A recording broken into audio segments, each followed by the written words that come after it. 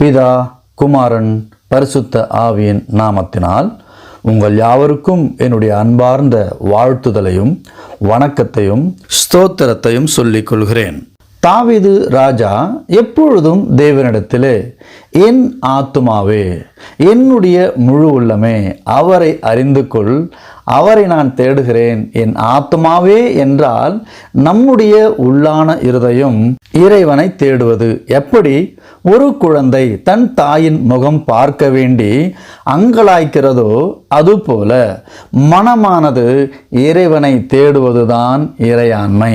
தாவீது ஆத்துமாவே என்பார்.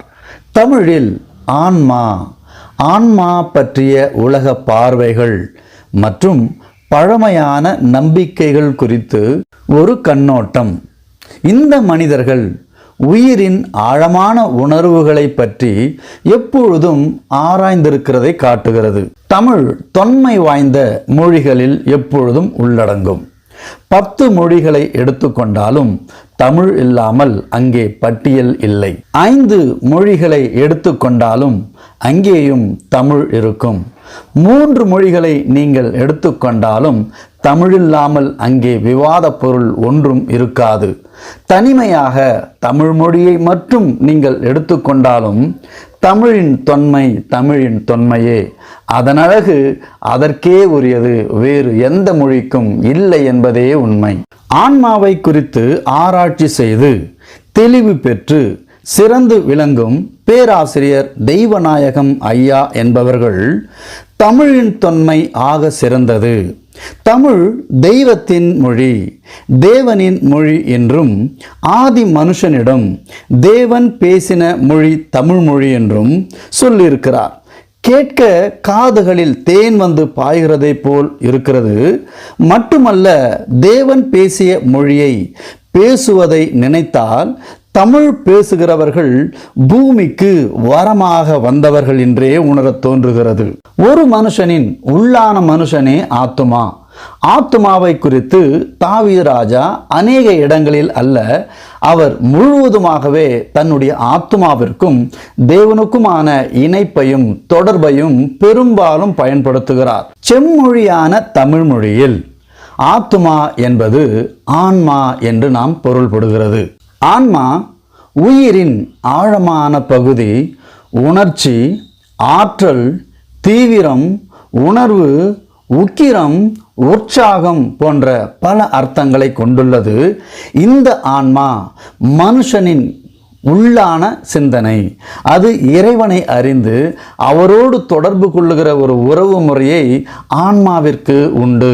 சரி, ஆன்மாவை உணர்வதற்கான வழிகள் என்ன? தியானம். உள்ளத்தை அமைதியாக்கி ஆன்மாவின் ஒளியை உணர்வது. 2வது ஞானம். தேவன் நமக்கு கொடுத்த நூல்கள் போல் அநேக தமிழில் நூல்களிலும் ஆன்மாவை பற்றிய அறிவை உணர்த்துகிறது. அடுத்து அன்பு. எல்லா உயிர்களிடமும் அன்பு செலுத்துவது ஆன்மாவின் இயல்பை வெளிப்படுத்துகிறது. அன்பில்லாமல் தேவனை காண்பது அரிது, அன்பில்லாமல் நான் தேவனை காண்பேன் என்பது பொய்யுமானது. அடுத்து சாதனை. மனுஷனுக்கே உரிய பாவ சிந்தனைகளை நீக்கி ஆன்மாவை சுத்தமாக்குகிற முயற்சி. தமிழ் கூறும் ஆன்மாவை குறித்த தத்துவம் அழியாத அறிவின், அன்பின், இறைவனின் பிரதிபலிப்பாக காணப்படுகிறது. இது நம்மை நாமாக உணர வைக்கும்.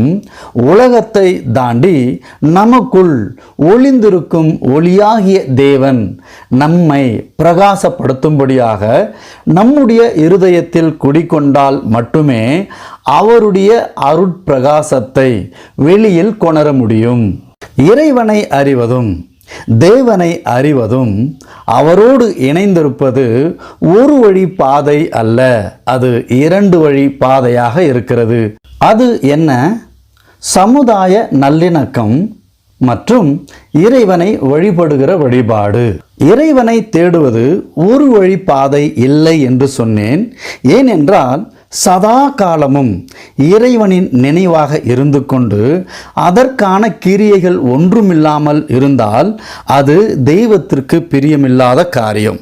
தெய்வத்தோடு ஒருங்கிணைந்து இருப்பது 2 வழி பாதையை போன்றது. அது எப்படி? நம் ஆன்மா இறைவனை தேடுகின்ற உணர்வு, பாவ கரைகளற்ற சிந்தனையோடு சமுதாய நீதியை நிலைக்க செய்வது. ஒரு மனிதன் தேவனை விசுவாசிக்கிறான் என்றால் இந்த பூமியில் வாழ்கிற வாழ்க்கைக்கு பிறகும் ஒரு வாழ்க்கை உண்டு என்று நம்புகிறான். இதை தமிழின் தொன்மையோடு சொல்ல வேண்டுமானால், ஆன்மாவை பற்றிய ஆய்வு. ஆன்மா என்பது உடலை தாண்டி இருக்கிற ஒரு நிஜமான சுயரூபம். இது அழியாதது, நித்தியமானது. உடல், மனம், புத்தி இவை அழிந்து விடுகிறது. ஆனால் மனுஷனுடைய ஆத்மாவோ என்றென்றும் சதா காலத்தில் இருக்கிறதாக இருக்கிறது. சதா காலம் மனுஷனுடைய ஆத்மா இறைவனோடு சேர்ந்து இருக்க மனிதன் தெய்வத்தை அறிகிற அறிவே ஆன்மாவை பற்றிய அறிவு. ஆம், ஆன்மாவை பற்றிய அறிவுதான் ஆன்மவியல். ஆன்மவியல் என்பது பூமிக்கு அடுத்ததான சிந்தனை. பூமியை விட்டு தேவனுடைய ராஜ்யத்தை தேடுகிறது தான் ஆன்மவியலோட அதிசயம். பூமிக்கு அடுத்தபடியான நித்தியத்தை குறித்து தேடுகின்ற ஆன்மாவின் முதிர்ச்சி இந்த உலகத்திற்குரிய காரியங்களை விட்டுவிட்டு தேவனுக்குரிய காரியங்களையும் அவருக்கு பிரியமான காரியத்தை செய்கிறதில் மிகவும் தெளிவாக இருக்கும். தெய்வத்தை அறிந்த மனது, ஆன்மாவை பற்றிய புரிதல் உள்ள மனது சில காரியங்களை, அதாவது இந்த பூமிக்குரிய காரியங்களை விட்டொழிந்து மேலானவைகளை நாடுகிறது. விட்டு ஒழிய வேண்டிய காரியங்கள் என்னென்ன என்று பார்க்கிற பொழுது அநியாயம், வேசித்தனம், துரோகம், பொருளாசை, குரோதம், பொறாமை, கொலை, வாக்குவாதம், வஞ்சகம், மோசடி, புறங்கூறுதல், அவதூறு செய்தல், தேவ பகை, அநியாயம், அசட்டை, அகந்தை, வீம்பு, பொல்லாத யோசனைகள், பெற்றோருக்கு கீழ்ப்படியாமல் இருக்கிறது, உணர்வில்லாமல் இருக்கிறது, முட்டாள்தனம், தேவனுடைய உடன்படிக்கையை மீறுவது, அன்பில்லாமை, இணங்காமை, இரக்கமில்லாமை. ரோமர் 1ஆம் அதிகாரம் 29 31 வசனங்கள் இதை நமக்கு தெளிவாக அறிவுரை செய்கிறது. யாக்கோபு 1:17 நன்மையான எந்த ஈவும் பூரணமான எந்த வரமும் பரத்திலிருந்துண்டாகி ஜோதிகளின் பிதாவினிடத்தில் இருந்து இறங்கி வருகிறது.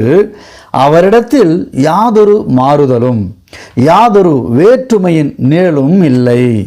தெளிந்த புத்தியோடு தேவனுடைய கிரியைகள் என்ன, தேவனுடைய சித்தம் என்ன, அது எங்கிருந்து வந்தாலும் மனுஷனுக்கு நன்மையையும் நீதியையும் தெய்வ அறிவை கொடுக்கிறது என்றால் அதை ஏற்றுக்கொள்ளுகிற மனப்பக்குவம், மனதிடம், அறிவு கூர்மை, பகுத்தறிவு மனுஷனுக்கு மிகவும் இன்றியமையாதது. தொடர்ந்து நம்முடைய சேனலோடு இணைந்திருங்கள்.